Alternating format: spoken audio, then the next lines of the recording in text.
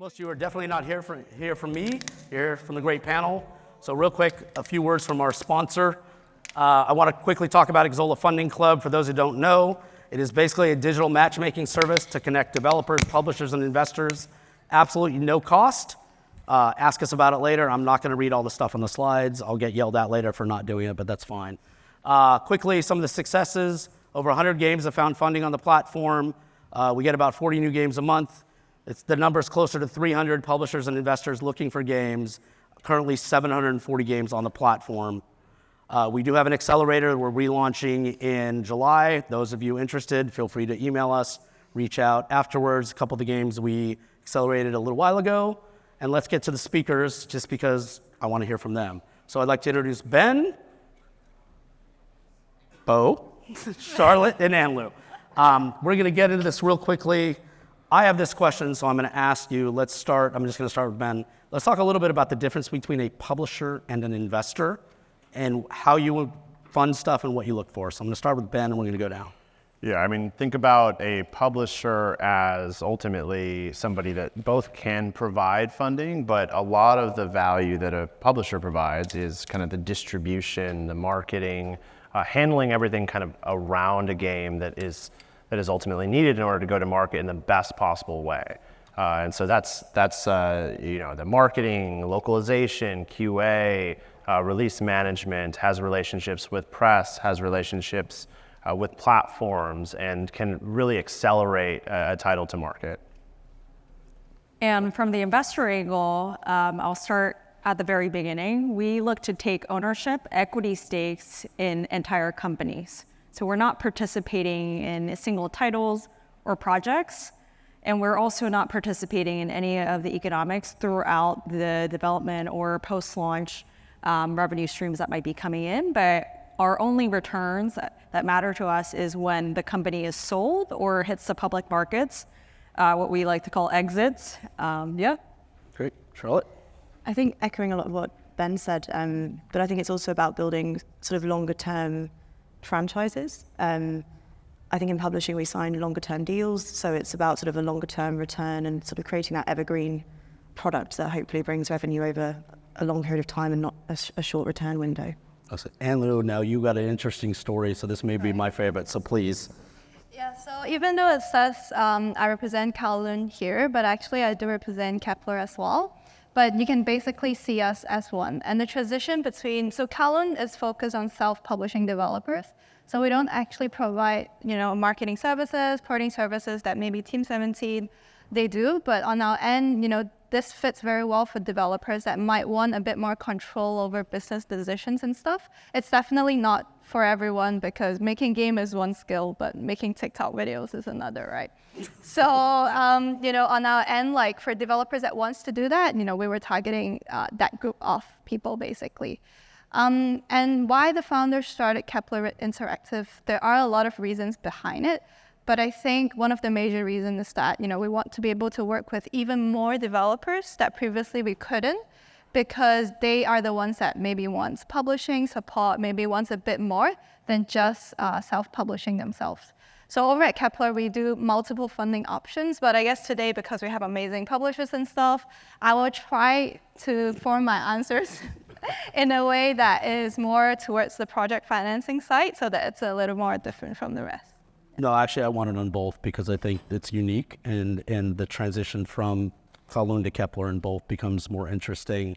It'll be interesting. Do you think more funds may start moving this way? So again, unscripted question, but do you think more funds may start moving this way given the fact that they invested in a lot of stuff and now realize a lot of developers maybe don't know how to finish or don't know how to publish on their own or don't have the ability?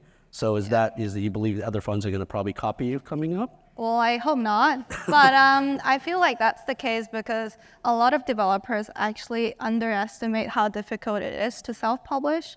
They think they can do it, but actually, publishers exist for a reason, right? So I think for funds, VCs and stuff, like maybe they want to help, invest in a publisher to actually help them, with the services and stuff, because ultimately, a good product is a good product, right? But maybe with better marketing, with better publishing push, it actually reaches that wider audience that you wouldn't be able to do it yourself. Well, and there's a reason why games with a publisher Right. succeed at an exponentially greater percentage comparatively, because it does make a giant difference in your ability to go to market, because there's so many different skill sets that go into making a game, but then also putting out a game into the market. And you're also competing with so many other games, you know, what Steam, now it's like 14,000 games, so many games on mobile. Like, you're competing against so many others in the space. You need as much power behind you to increase your chances. Otherwise, you're just taking a lottery ticket. And sometimes people win, and people use those as examples for why you would want to self-publish.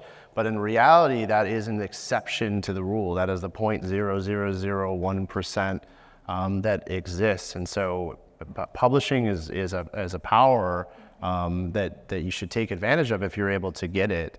But it's, you know, there's some key, you know, functions of being able to get a publisher. All right, so I'm going to jump on Bo. Since you are the pure investor currently, how do you view this, knowing that most of your developers are probably going to need either to get a publisher later on or a second investment? So how do you look at that when it comes to investments?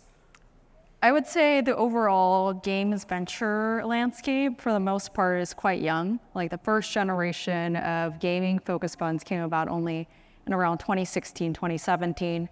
Griffin Gaming Partners was formed in 2019. So we are kind of starting to see like the first generation of venture-backed studios come to this inflection point where they have to decide on that second leg of funding, make that business decision on deciding to take on a publisher.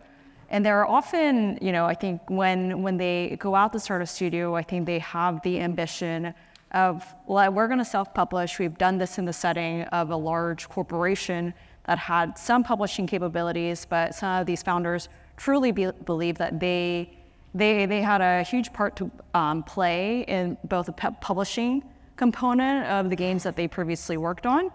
But I think funding is like what ultimately brings them back to finding a publisher. It's because VCs, they're focused on returning huge multiples on their initial investments.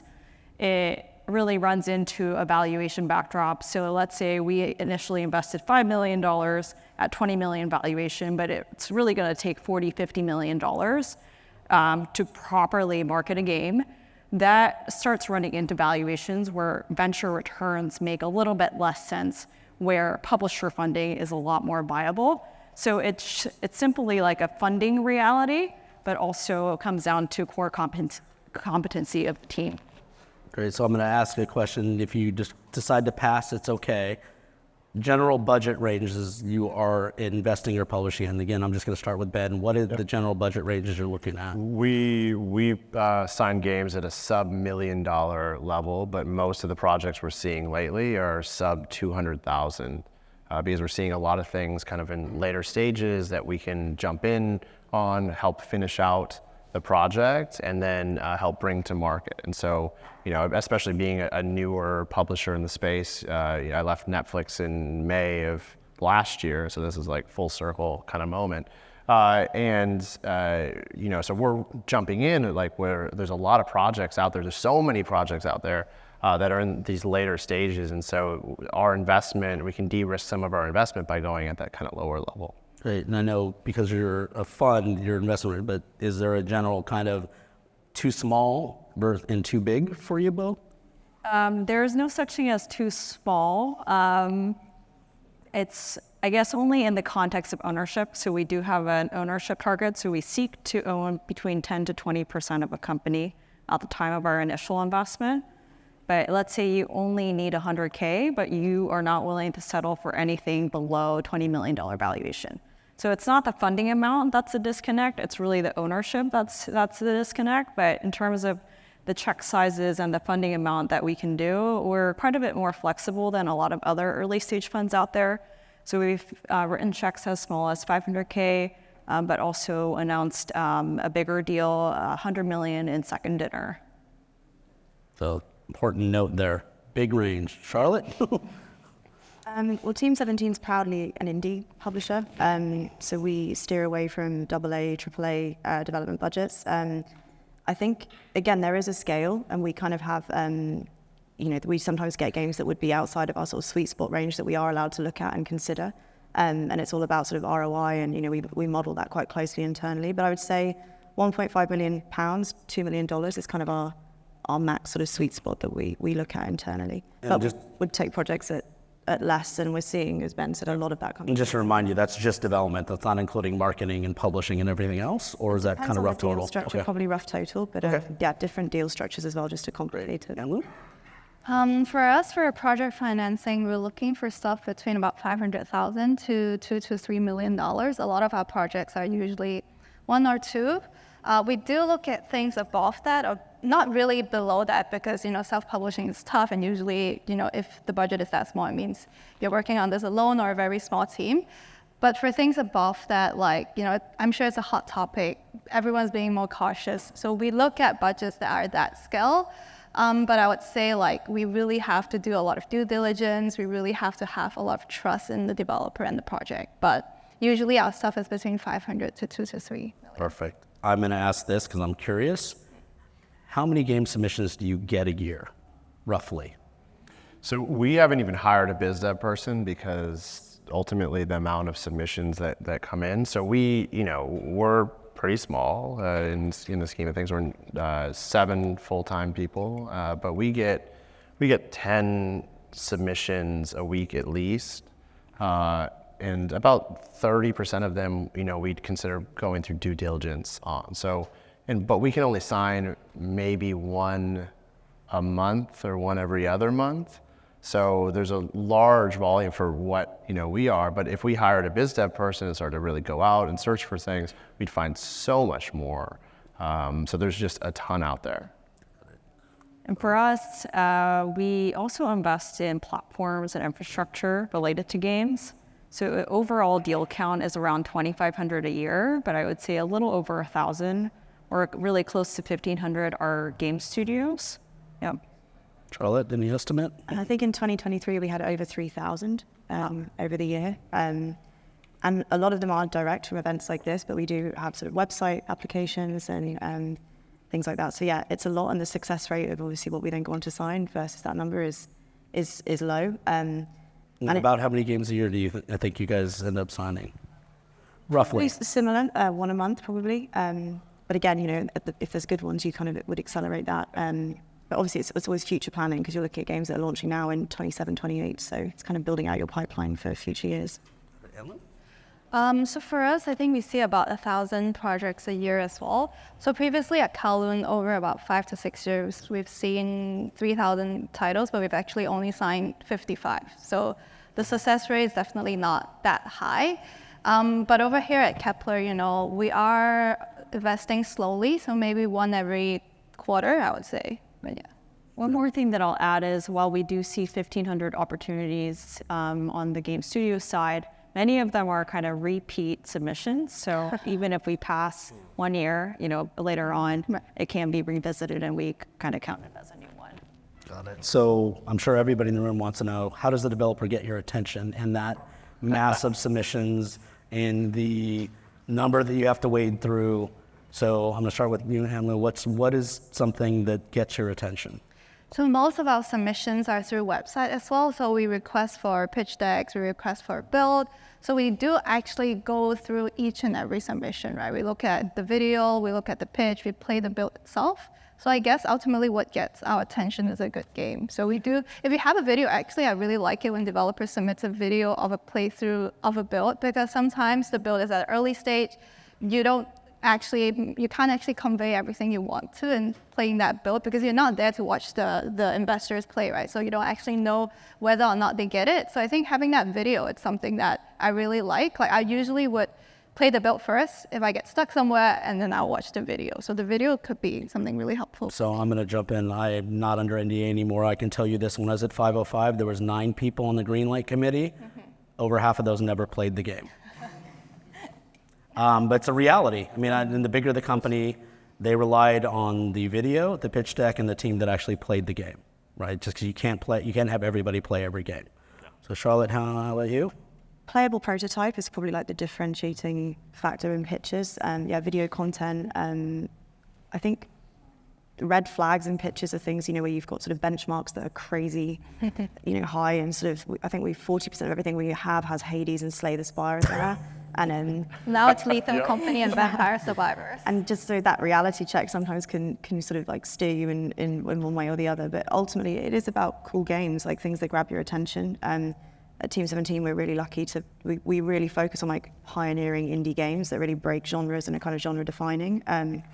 So yeah, stuff that stands out in that group of 3,000, which is not as easy as it sounds. Bo?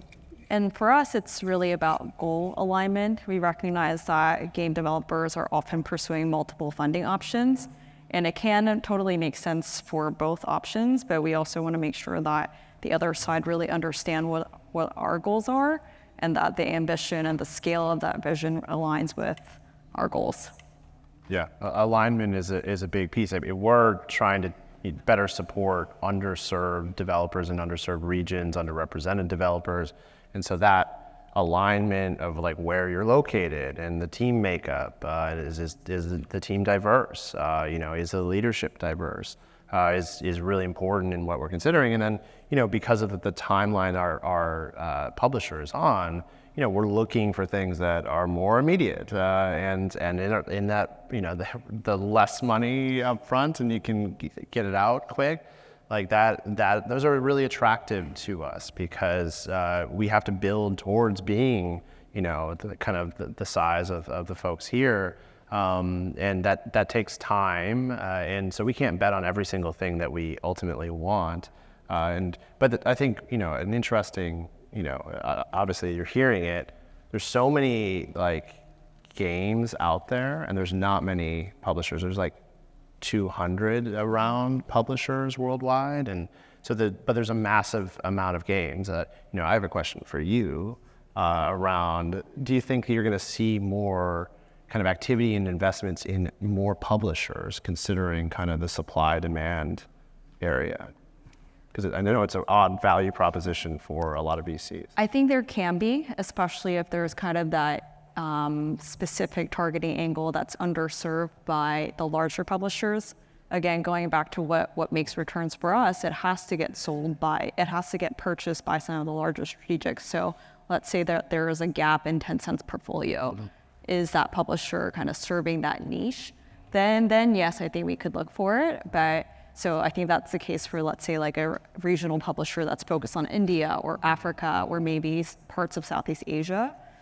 But for the most part, yes, exactly. Is that a little pitch here, Ben? No, I'm not pitching on stage. I don't. So quickly, I think you talked about it, Ben. You're looking for stuff that may be a little closer to launch. Let's talk quickly about timeframes, because I know generally investors are investing much earlier because they need that hockey stick. How far out, and if it's a game, how far out are you folks looking for the game? And as a publisher, when I was at Activision, obviously we wanted super early so we could influence everything. You're talking about getting in a little later to de-risk.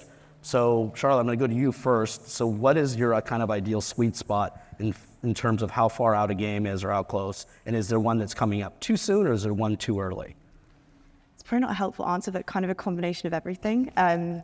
Sometimes something comes through, and especially at the minute, which is nearly finished, and it'd be great to have that release in our year, and we kind of want to expedite that.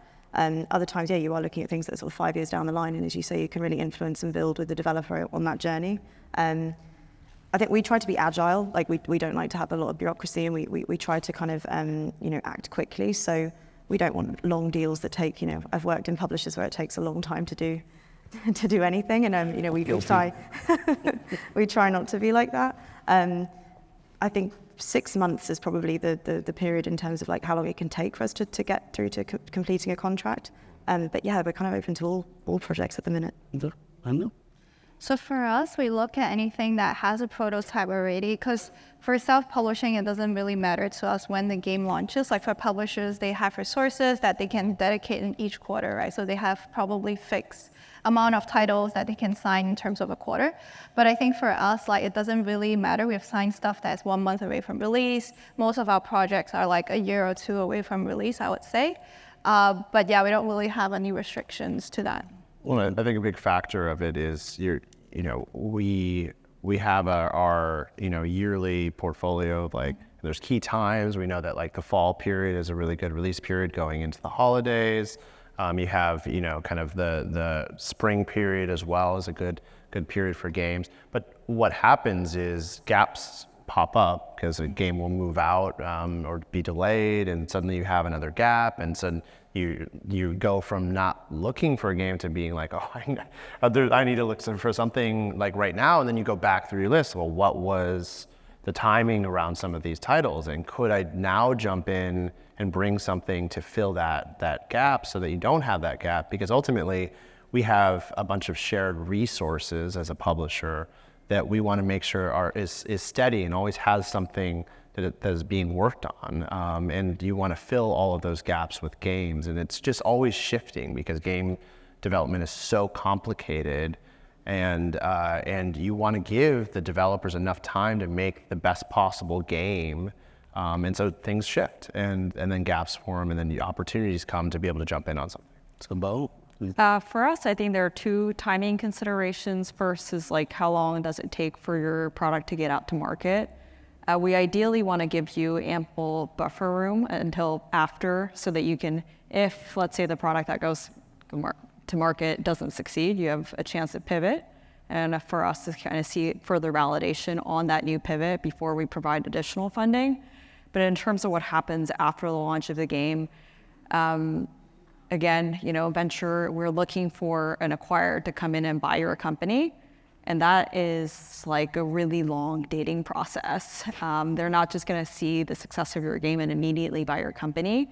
Bungie buying Sony, being bought by Sony, for example, that was a multi-year process, even though they were already quite successful. So we're really looking for a longevity in success.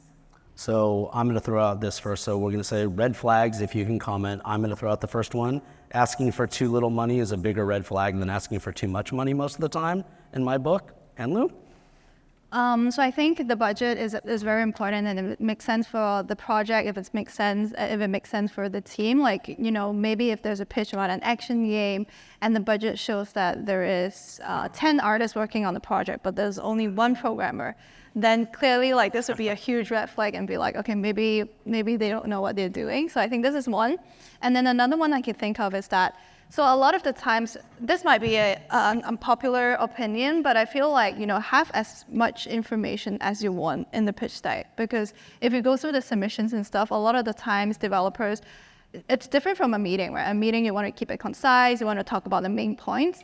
But if you were to follow up with the information, a lot of the times in the pitch deck, you might describe there's 3 USP to the game, but you don't describe it well enough, or you don't even have an in-depth description as to why it's so special. So I think, for me, at least, like making sure that whatever you want to be sharing with publishers, it's inside the pitch deck. You can put it as an appendix, you can put it as a separate document, but just have that, because a lot of the times, that's the first impression, right? If you don't get through that, a lot of times you might just turn it down and then you miss your opportunities and stuff.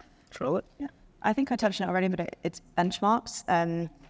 We love to see your passion and your sort of vision for the game, but it needs to be baked in reality. There are free tools out there like VG Insights and stuff where you can get pretty good data on games that are released on Steam, comparable genres, and what we just don't want to see is someone that has this sort of unparalleled view of how big their game could be, and we have to kind of bring them back down to earth, because we will then go and do our own benchmarking exercises, and then you don't want that misalignment from the start of a partnership. So you definitely want to have the passion to shoot for the stars, but I think just having that reality on benchmarking. So I'm going to throw out, so one of the things I suggest to folks that have this big goal in mind, separate inspirational titles from actual competitive titles. Mm-hmm. And when you benchmark, it should be on titles that are started with similar budgets, similar genres, similar scopes. The number of RPGs I've seen pitched, saying that I'm making the next, Final Fantasy with a $200,000 budget is definitely a red flag. Whoa. I agree with you, Justin, on too small budget, just given that we're looking for millions or billions as the outcome from the sale of the company. But also sometimes we get pitch decks that are coming from, recycled pitch decks that were previously sent to publishers, but with the end slide being swapped out as this is the equity funding ask. That goes to show that it's probably not goal aligned. So we look at, I mean, agreed, red flag. We look at like how they want to collaborate with us. If they understand publishing and what the value is, because some folks come into the conversation, frankly, with a bit too much of an ego and thinking that we don't do anything and that we just take people's money and run. You don't? Yeah, no. I mean, I wish, but no, not at all. The reality is it is like we want to collaborate. We want to help bring something to market and work with these creatives. Like I'm a half creative. Like I'm got the business end. So everybody hates you. Yeah, yeah. And ultimately, I want to enable creativity in the best possible way and bring something that has a great vision to market. So I'm in it with you. I'm excited. When something fails, I hate that. Like it sucks. I'm down. And so you just get invested. I want someone that wants to collaborate, wants to use the knowledge that I've built throughout my career, my team. Like I've put together this incredible team that has all of this knowledge, and I want people to use that and to help their game get to market. And so collaboration with a developer, if they're not looking to collaborate, it's a non-starter. Yeah, I think the we succeed together or sync together is important. So we're actually going through this really fast, and I got a bazillion more questions. I want to address the elephant in the room. So we all know the market was down 2, 4, 5% in 2022. There's the impression the market was way down in 23, but all the data I've seen shows it was up 1 to 2%. Everybody's worried about this funding crisis. Nothing's getting signed. I brought 4 folks up here that are actually actively looking for games and looking to sign. Do you really believe there's a funding crisis? And if there is, where do you think we are, where we are, and why? So I'm going to start with Ben, just because. Sure. No, I don't think there's a crisis. I think we are in a changing environment right now. We're going into a new era of games. If you think about, going from arcade to console to digital, the future is cloud. Now, when that comes, who knows?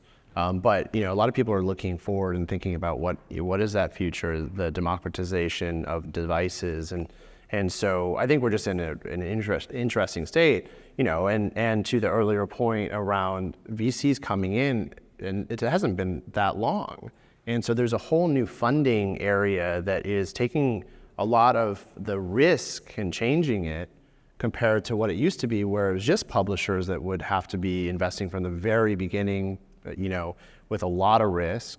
And now there's a lot more investment area or ways to get funding for dev. And so we are then suddenly moving to the back end. So I think it's just everything is changing right now. And in the midst of change, there's chaos. And you don't always kind of understand why it's happening. And there's so many factors. But I'm very, very positive. And I think the future is in this indie space that's going to grow into something huge and kind of fit this middle place that is pretty empty right now. Okay. So I'm going to, Bo? From my perspective, I would say we're more in a period of caution rather than crisis. A lot of venture funds, I think the market only started cratering about 2 or 2.5 years ago. So a lot of gaming funds like Griffin raised significant capital before those times, but they're looking to deploy that capital over 4 to 5 year period. So we're still in that period, but we are coming across caution because our performance is being pulled back slightly by the lack of, mergers and acquisitions and IPOs that's happening. There's also, higher level markets where when we're going out to raise new funds, we're getting harsher reports on our report card. So it's caution, but I wouldn't say that there's actual scarcity of capital that is yet to be deployed. So it's only a matter of time until that caution is slightly relieved. Charlotte? Yeah, I think fundamentally no. I don't think there is a crisis. I think it's a period of being a bit more sensible. And I think the crisis and the stories you see linked to that term are businesses that didn't have a strategy that was sensible, looking forward. And where I work at Team 17, I haven't really noticed, any difference in the way we approach signing a game. We have a sensibility check we do. We look at risk mitigation. So yeah, I think in certain companies, businesses, maybe you might feel the impact more than others, but I think fundamentally It's just about being a little bit more sensible and having more checks and balances. Yeah, I think people are just being more cautious and is adapting to the market, right? I think developers are adapting to the market where they should make realistic budgets, they should make realistic scope of projects that they can handle. Whereas compared to 2-3 years ago, everyone was pitching 10 million that people would sign it. So I think that's on the developer's end. And then on the publisher's end, I think it's also like, for us, from the perspective of Kowloon, I think being able to, like previously, we used to sign project just based on a pitch deck. But now we're adapting where, we should have done proper due diligence. We should have actually, because previously, we signed just based on pitch deck. But now, if it gets through the committee reviews and stuff, we do ask for a GDD. We do ask for like a staffing plan, for example. So basically doing a lot more due diligence and making sure that, we're also making a responsible investment into the company and project. So that's a great point. So a lot of people forget, maybe many of you weren't making games in the late 2017, 2018, 2019. I wouldn't sign a studio till I went down and sat in the studio for a day. Then we had 2020 and all that due diligence went out the window. So I actually do think one of the problems was a lot of projects got signed that probably shouldn't have been signed, and definitely not for the amounts. We're actually running out of time. I don't know if we have a couple more minutes for questions. We got a couple minutes for questions? All right, so I'm gonna shut up. If there's anybody who's got questions for the panelists, please come up. We'll get through as many as we can, as quickly as we can. Hi. I have a question. So I understand that the market is a little contracted, but there is money out there. But what I am seeing getting signed is X Riot makes the same version of Warcraft, or X Legends team makes the same version of Legends with some feature changes. So how do you assess risk when there is a new idea, and how do you, on the converse, make sure you're not doubling down in an area that's already saturated? That's probably a good question for Bo. Yeah, I know exactly what studios you're referring to. I think, I know we're in venture, we're big bad finance people, but we do come from a place of passion. So sometimes it is easy to kind of get blindsided by, and just be in absolute awe of people who made your favorite games growing up. So I think that honestly plays an element. We are subject to our own biases, but at least at Griffin, we try to steer away from that and look to people who have a clear market opening. Like I don't think it's necessary in games. Sometimes you can do what's proven better, but what makes for a more compelling investment scenario is when someone truly goes after a greenfield, blue ocean opportunity. And to your point, it doesn't always come from opportunities where people are trying to pull off what's already been done before in a smaller budget, smaller team context. We think in those cases, the odds are stacked against you. So we're trying to stay away from those. I will say that's one of the places that investment and funding is shifting as well. There was a bunch of that got jumped on in 2020, 2021. Most of us have learned the mistake of thinking 5 people that came out of Blizzard could make another Blizzard game. Go ahead.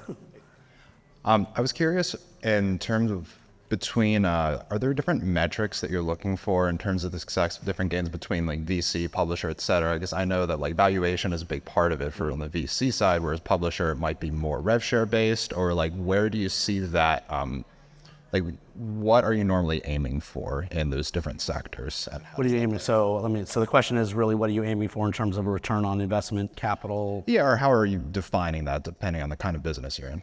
Yeah, well, I think Anlu mentioned that they're looking for that hockey stick at some point because the only way they make money is a company exits. I mean, Charlotte, Ben, do you want to talk about kind of what your minimum is looking for when you're looking for upside in a game? Yeah, I mean, you were ultimately navigating a portfolio of titles, and so you need one out of 10 to do well. So I'm looking, to try to get 10 times return on that one, and it pays ultimately across the portfolio, keeps us moving, and then hopefully over time you increase your batting average because you have better resources, you have more experience, you understand the algorithms of certain platforms better, you have good relationships that you're able to leverage in smart ways, and so yeah, I mean that's kind of how I evaluate it, but it's it's tough because what happens is one of them blows up into 100 times return, and then one doesn't sell at all. Yeah. It's a little bit of black magic, by the way, Charlotte. I think ultimately it is ROI driven, and the multipliers will differ, depending on the business. And we don't want developers to end up in a situation where they're not recouping. Like, we want you to be successful. So that's when we're going through the process of signing games. The due diligence is so tough, and the forecasting, everything we look at is so extensive, because we don't want to work. We don't want to have lots of those situations. We want ultimately to have games that we work on that go on to be successful. I think also like sustainable revenue, so not like sort of flash and everyone loves a smash hit, but I think ultimately we're looking at it sort of over a longer period of time, how we supplement that with subscription deals and sort of new content, and how we really nurture the game. So we're kind of looking a bit more longer term than just like a short return. Well, and how you build that over time. Ultimately, the most successful titles are iteration. It's like the second version of a title. So having something like moderate success, that's a great signal. You have a core audience and able to kind of build upon that. So you're always looking for those types of titles and opportunities. The longer a team is together, the higher the chance that they're going to have a big success. And so like the more you can invest in those areas, the better. You don't want to just keep doing one-offs with a studio every single time, because you don't have that iteration process. It takes time to ultimately come together as kind of a rock star group of people to put out a game. As I say, there's cost saving and repetitiveness in terms of the relationships, and there's shortcuts that can be made. So I know most of us aren't trying to do one deal with the studio, burn the bridge and move on. So that's an important factor, is can you work with this person for multiple titles for multiple years? Sally, how much time do we have? How much time? One more. All right, thank you. Some of us will stick around afterwards. I know they're all busy. Some of us will stick around for a few minutes. We'll probably get kicked out of the room, but go there. So please. So do you guys have like a specific like team size requirement? Like, or do you guys prefer like smaller teams that are more agile, or a larger team that might be not as agile, but like has that workforce to do everything that they're saying they're going to do? We don't look for, at Griffin, we don't look for a specific studio size, especially given that we invest globally. So we could put in the same amount of money into a similar genre, and one team in Korea has 100 people, another team on the West Coast has 20. So it's really about what you think is reasonably required to execute on your vision. That's a great answer. Anybody else want to say that? Pretty much nailed it. On our end might be different from publishers, because for us, we don't do projects teams are too small, because there's only 24 hours in the day, right? You can't be developing games and doing marketing yourself and stuff.